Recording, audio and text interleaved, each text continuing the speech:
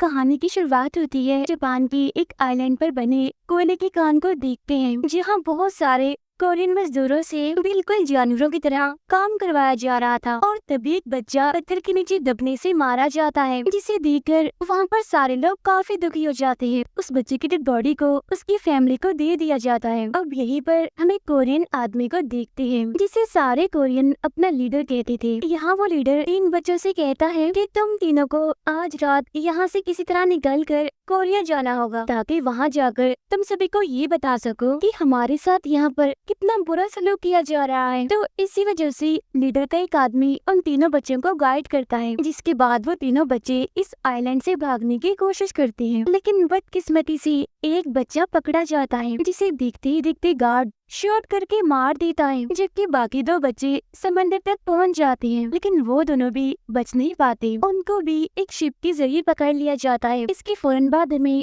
Korea का scene दिखाया जाता है, जहाँ रॉक बैंड बजाने वाला ली अपनी बेटी और बाकी बैंड मेंबर्स के साथ एक पार्टी में बैंड बजा रहा होता है। पार्टी खत्म होने के बाद ली अपने एक दोस्त जो कि एक डिटेक्टिव होता है उससे मिलता है, क्योंकि ली ने अपने पूरे बैंड ग्रुप के साथ जापान जाना है और इसीलिए ली अपने दोस्त को कुछ पैसे भी देता है, जिस पर उसका दोस्त उसे वहाँ भेजने के लिए मान भी जाता है। फिर इसके बाद ली को उसकी बेटी और बैंड ग्रुप के साथ वो डिटेक्टिव एक शिप में बिठा देता है, जहाँ उनके अलावा और भी बहुत सारे लोग होते हैं। इसके बाद शिप एक जगह पर आकर रुक जाती है। तब ली को वहाँ पर अपने दोस्त के बहुत सारे लेटर्स जमीन पर पड़े हुए मिलते हैं। यानी इसका मतलब ये है कि ली के दोस्त ने उसको धोखा दिया है और उसे एक गलत जगह पर भेज दिया है। और ली के अलावा उसने और भी बहुत सारे लोगों के साथ धोखा किया है। और वहाँ मौजूद सारे ऑफिसर्स लोगों को ट्रेन में भरकर उसी आइलैंड पर ले जाने के लिए निकल जाते हैं। लेकिन जैसे ही वो इस आइलैंड पर पहुँचते हैं तो सारे सोल्जर्स, सारे ऑफिसर्स उन सभी लोगों को मारने पीटने लगते हैं। तो वो सारे लोग उनसे काफी रिक्वेस्ट करते हैं कि प्लीज हमें मत मारो, लेकिन वो तो उनकी एक नहीं सुनती। औरतों को और उनके बच्चों को उनकी फैमिली से अलग करके दूसरी बोट में बिठाकर उन्हें यहाँ से ले जाते हैं। और अब ये देखकर सारे मेल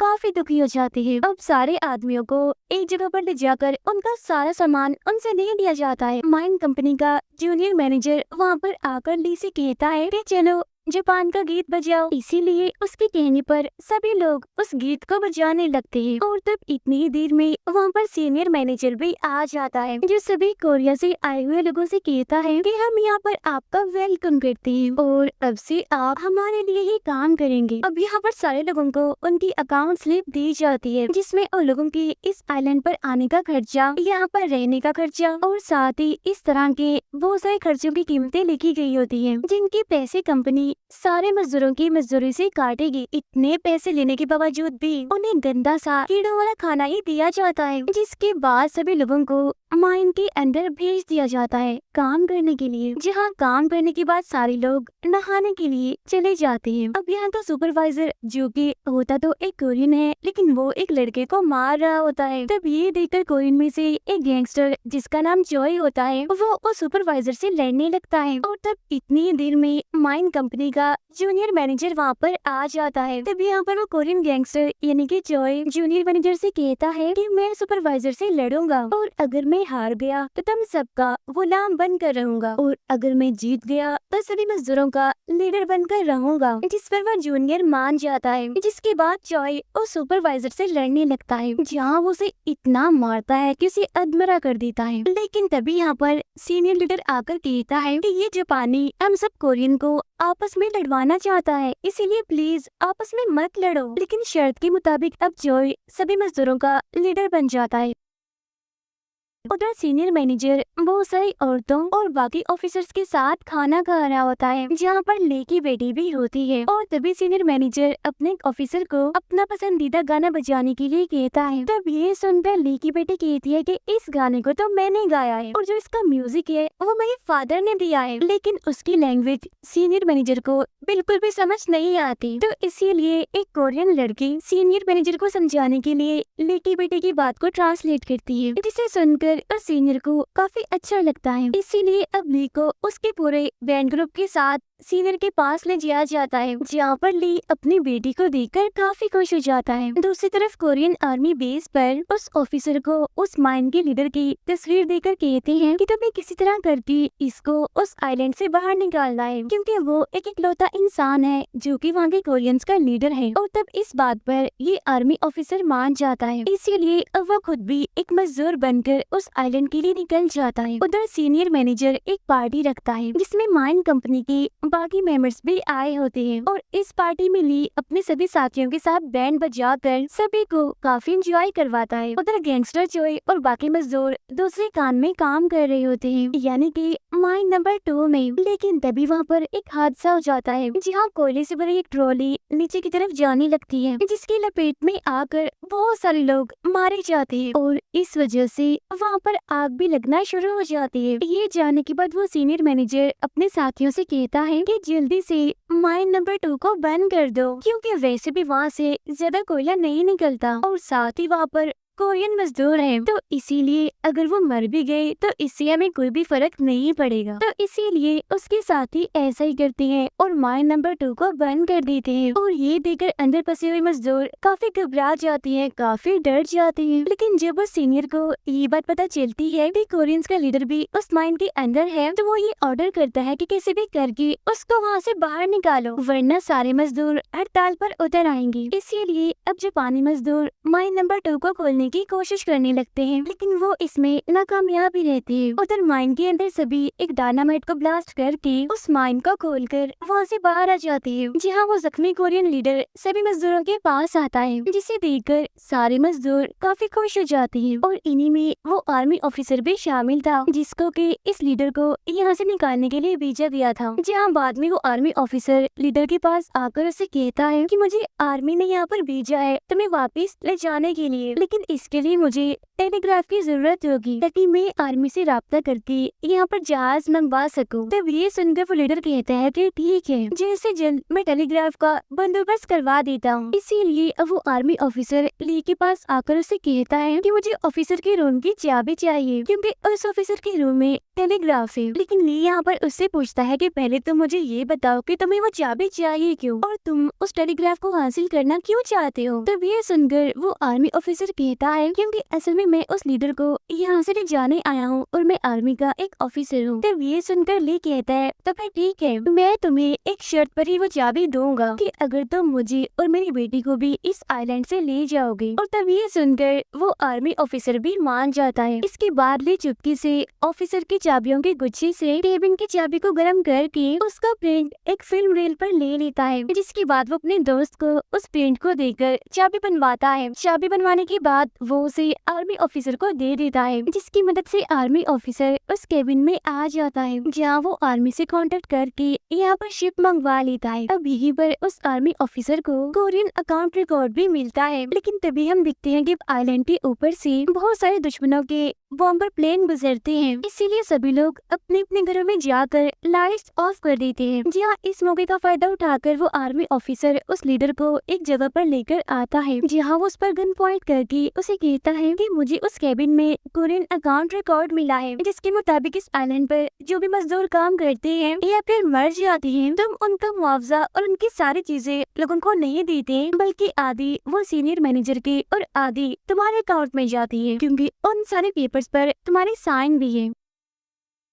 ये सुनकर वो लीडर कहता है लेकिन मैं तो ऐसा कुछ भी नहीं करता, बल्कि वो सीनियर मुझे फंसाने की कोशिश कर रहा है। और तब इतनी ही देर में ली भी अपने बेटे के साथ यहाँ पर आ जाता है, लेकिन अब पूरे आइलैंड पर ब्लास्ट होने लगते हैं, जिसमें वो सीनियर भी जल जाता है। जी हाँ, बाद में सारे जापानी बंकर में जाकर सभी कोरियंस को वहाँ पर मरने के लिए छोड़ देते हैं, लेकिन इसका फायदा उठाकर वो लीडर यहाँ से भागने लगता है। लेकिन तब उसे यहाँ पर बचाने के लिए उसका अपना खास आदमी आ जाता है। यहाँ वो लीडर अपने उस खास आदमी से सवाल करता है कि क्या तुमने उस अकाउंट रिकॉर्ड को देखा, जिस पर उसका खास आदमी हाँ में जवाब देता है कि हाँ मैंने देखा। तो इसलिए वो लीडर उसे यहीं पर ही शूट करके मार देता है। और अब ये चीज ली और उसकी बेटी भी चुप कर देख लेती है। अब माइन कंपनी का सीनियर ऑफिसर जूनियर को कॉल करके कहता है कि हिटलर मारा गया और जिसने भी नाजी की मदद की उसको क्रिमिनल मानकर उस पर हमला किया जा रहा है, और अमेरिका ने हिरोशिमा पर काफी खतरनाक बॉम्ब गिरा दिया है, जिसकी वजह से पूरा हिरोशिमा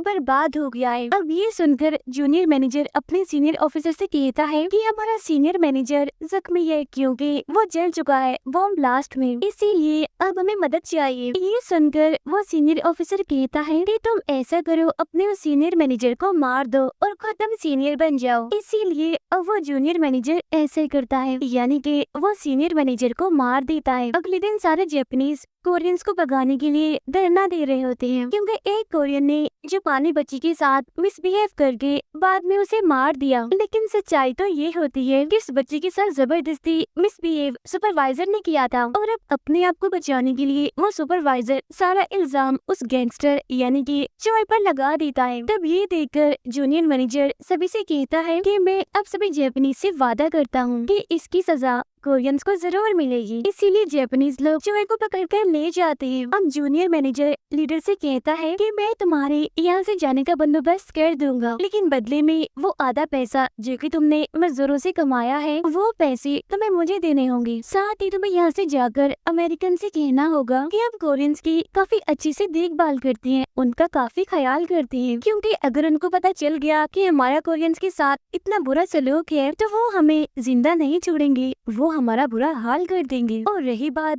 यहाँ के कोरियंस की, मैं तो उन्हें माइन के अंदर ही दफन कर दूंगा। और तब ये सुनकर लीडर मान जाता है, लेकिन ये बात वो आर्मी ऑफिसर और ली की बेटी छुपकर सुन लेते हैं। इसके बाद लीडर सभी कोरियन से कहता है कि उन जापानीज ने चॉय को गलत फंसाया है, साथ ही वो हमारे साथ भी काफी बुरा सलूक करते हैं, इसीलिए मैंने इस सिलसिले में सीनियर से बात की है और उसने हमारी बात सुन भी ली। इसीलिए अब से हमें अच्छा खाना और ज्यादा मजदूरी मिलेगी, लेकिन हाँ इसी खुशी में सभी को माइन में आना है क्योंकि वहाँ पर सेलिब्रेशन का एक इवेंट होने वाला है। ये सुनकर सभी लोग एकदम से काफी खुश हो जाते हैं, लेकिन तभी आर्मी ऑफिसर सभी से कहता है कि ये लीडर जो भी कह रहा है ये झूठ कह रहा है, क्योंकि असल में इसने आप लोगों के साथ धोखा किया है। ये असल में सीनियर और जूनियर के साथ मिलकर आप लोगों को मिलने वाले सारे पैसे सारे मुआवजे खा लेता है। तब ये सुनकर वो लीडर सभी से कहता है कि नहीं, ऐसा कुछ भी नहीं है, ये झूठ बोल रहा है क्योंकि ये असल में अमेरिका का जासूस है, इसीलिए तुम इसकी बातों में मत आओ। और तब यहाँ पर ली उन सभी को अकाउंट रिपोर्ट दिखाता है और तब ली की बेटी भी यहाँ पर सभी को कहती है कि हाँ वो आर्मी ऑफिसर बिल्कुल ठीक कह रहे हैं, क्योंकि इसने तो मेरे ही सामने अपने एक वफादार साथी को मार दिया। और अब ये सुनकर सारे लोग उस लीडर के खिलाफ हो जाते हैं, इसीलिए आर्मी ऑफिसर भी उसे यहीं पर ही मार देता है, जिसके बाद अब ये लोग चॉय को भी आजाद कर देते हैं। उधर आर्मी ऑफिसर सबसे कहता है कि हम कोयले ले जाने वाले जहाज की मदद से यहाँ से निकलेंगे। जब उसकी ये बात सुनकर सभी मान जाते हैं, इसीलिए यहीं पर कुछ लोग हथियार बनाने लग जाते हैं ताकि अगर उन पर हमला हो तो वो अपना बचाव कर सके आसानी से। इसके बाद सबसे पहले वो आर्मी ऑफिसर कुछ लोगों के साथ कोयले वाले जहाज पर कब्जा कर लेता है और सभी लकड़ी के उस ब्रिज जिससे कोयला जहाज में डाला जाता है वहाँ पहुँचने के लिए निकल जाते हैं। लेकिन तभी उन्हें यहाँ पर कुछ सोल्जर दिखाई देते हैं, इसलिए लिए यहाँ पर उनका ध्यान भटकाता है, जहाँ आर्मी ऑफिसर अपने साथियों के साथ उनको मार गिराता है। जिसके बाद अब ये सभी लोग उस ब्रिज से होकर जहाज में जाने लगते हैं। अब बाकी कोरियंस जापानीज को घरों में बंद करके उनमें आग लगा देती है। तब उन्हें ऐसा करता हुआ वो जूनियर मैनेजर देख लेता है। अब यहीं पर दो और सोल्जर्स कोरियन को भागते हुए देख लेते हैं, इसीलिए आर्मी ऑफिसर उनको भी शूट करके मार देता है। लेकिन गोली की आवाज सुनकर वो सीनियर उनको भी देख लेता है, इसीलिए वो अपने सभी सोल्जर्स को उनके पीछे भेज देता है उनको मारने के लिए। इसीलिए अब चॉय उस कोरियन लड़की और अपने साथियों के साथ जापानी सोल्जर से लड़ने के लिए चला जाता है। तभी हम देखते हैं कि जिस रस्सी से सभी कोरियन लोग उतर रहे होते हैं वो रस्सी भी देखते ही देखते टूट जाती है और जापानीज की अटैक से बहुत सारे लोग मारे भी जाते हैं। इसी वजह से सभी कोरियंस एक साथ ही उस ब्रिज पर चढ़ने लगते हैं, लेकिन वजन ज्यादा होने की वजह से वो ब्रिज भी टूट जाता है, जिसकी वजह से आधे लोग तो जहाज में चले जाते हैं लेकिन आधे लोग इसी आइलैंड पर फंस जाते हैं। और अब यहाँ पर देखते ही देखते जापानीज और कोरियंस में खतरनाक लड़ाई शुरू हो जाती है। तब यहाँ ली अकेला ही उस ब्रिज को उठाने की कोशिश करता है, लेकिन उससे वो ब्रिज नहीं उठ पाता, इसीलिए अब उसकी बेटी उसकी मदद करने के लिए आती है। और अब ये देखकर सभी लोग उनकी मदद करने के लिए उस ब्रिज को उठाने लगती है। तभी यहाँ पर लड़ते हुए उस कोरियन लड़की को गोली लग जाती है, जो गोली असल में सुपरवाइजर ने चलाई होती है। इसी वजह से जोई को काफी गुस्सा आ जाता है, इसीलिए वो उस सुपरवाइजर से लड़ने जाता है, जहाँ वो उसकी गर्दन की और उसकी बॉडी की हड्डियाँ तोड़कर उसी बड़ी बेरहमी से मार देता है। लेकिन जब वो उस कोरियन लड़की के पास वापस आ ही रहा होता है तो वो देखते ही देखते उसे भी गोली लग जाती है, लेकिन किसी भी तरह करके वो उस कोरियन लड़की के पास आ ही जाता है और फिर यहाँ पर देखते ही देखते उन दोनों की मौत हो जाती है। उधर ली अपनी बेटी को एक जगह पर बिठाकर आगे बढ़ रहा होता है, लेकिन तभी उसे वो जूनियर मैनेजर शूट कर देता है, लेकिन बदले में ली भी उसको शूट कर देता है। लेकिन जब ली की बेटी ये देखकर अपने फादर की तरफ भागने लगती है तो वो जूनियर उसे पकड़ लेता है और उसे प्रिजनर बना लेता है। तो अब ये देखकर आर्मी ऑफिसर उस पर पत्थर मारता है, जिसकी वजह से वो ली की बेटी को छोड़ देता है। लेकिन फिर जैसे वो जूनियर ली को शूट करने वाला होता है कि तभी ली की बेटी बोतल वाले बॉम्ब को उस पर फोड़ देती है, जिसकी वजह से अब वो जूनियर जलने लगता है। तो वो आर्मी ऑफिसर उसका गला काट कर सभी जापानीज से कहता है कि सीनियर जूनियर मैनेजर और वो सुपरवाइजर सभी मारे जा चुके हैं, इसीलिए अब हम यहाँ पर वॉर खत्म करते हैं, क्योंकि अब हम सभी यहाँ से जा रहे हैं। तब उसकी ये बात सुनकर सभी जापानीज यहीं पर ही रुक जाते हैं, जबकि बचे हुए कोरियंस ब्रिज के जरिए जहाज में सवार हो जाते हैं। लेकिन जख्मी होने की वजह से